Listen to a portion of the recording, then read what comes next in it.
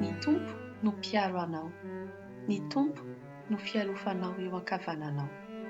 Tsy mba hamelanao ny masoandro noho ny andro, na ny volana noho ny alina.